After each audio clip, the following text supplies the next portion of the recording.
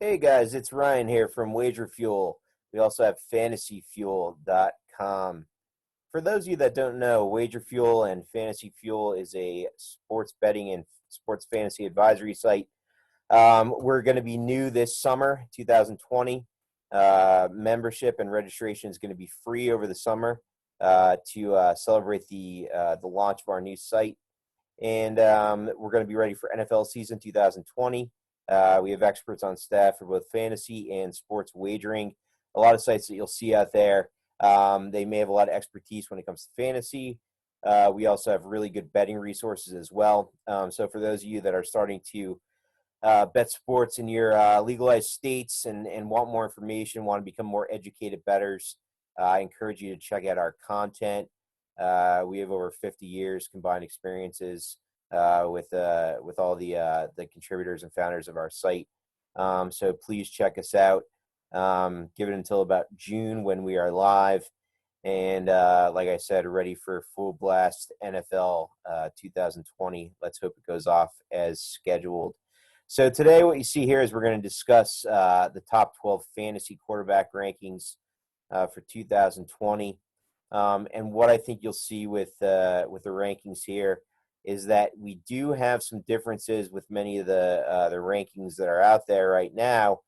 And the biggest one that you're going to see here as we go to our top 12 rankings, I think is going to come at number 4. That's going to be Josh Allen for the Bills coming in at number 4.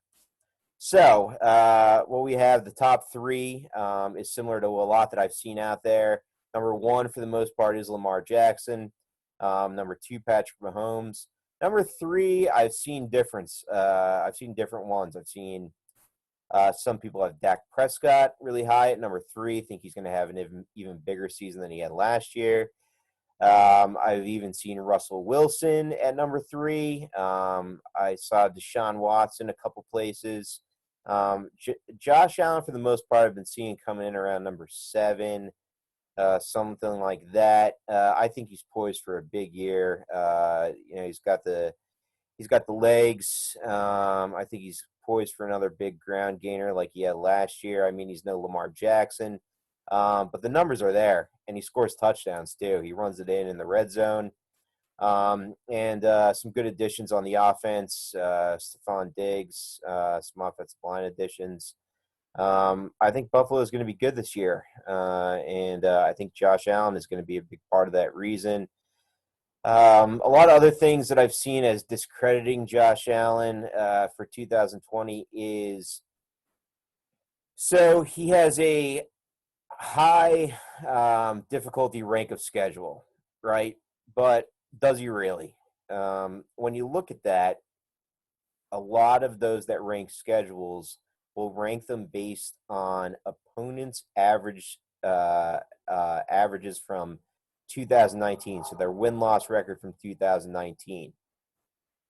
The way that I do it is that I look at a team's schedule versus their Vegas implied win total for 2020. So, for instance, the Patriots, who the Bills play twice each year, are not going to be as good as they were last year, right? But if you still rank them with that 13-3 win-loss record for last year, as opposed to their 8 over/under total with lines out this year in 2020, for instance, you're going to get a much different strength of schedule for these teams. So Buffalo doesn't have that hard of a schedule, for instance, and it goes on down the line like that. So, like I said, Jackson 1, Mahomes 2, Murray 3. Murray's going to have a step up this year from last year. He's got more weapons. He did a good job with ball control last year. I expect him to do the same this year. Not a lot of turnovers. He'll take that second year jump. Then you have Allen.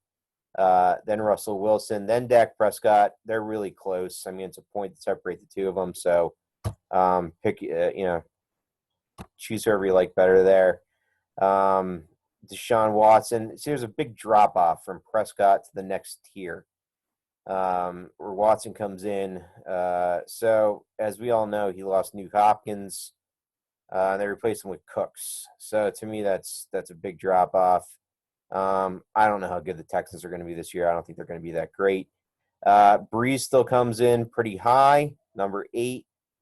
Wentz should be better. He had that really good year last year at 4,000 yards passing, but didn't have a receiver with over 500 yards receiving, which is just crazy. It's the first time in NFL history that ever happened.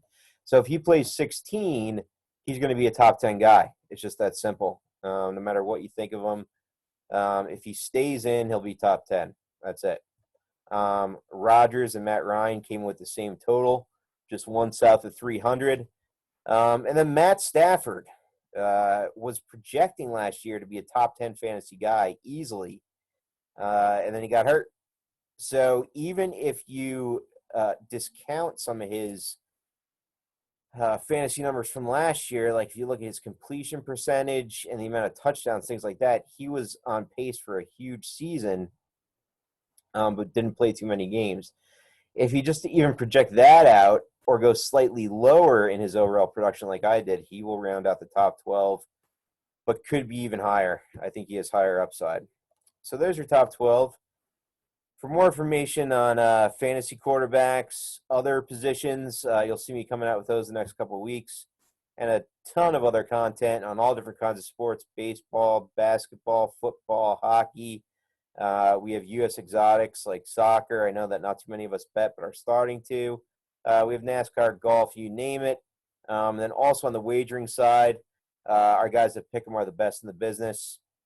So if that stuff is interesting to you and you feel like you would like more education to become a smarter and more profitable fantasy player and sports better, please come check out our site.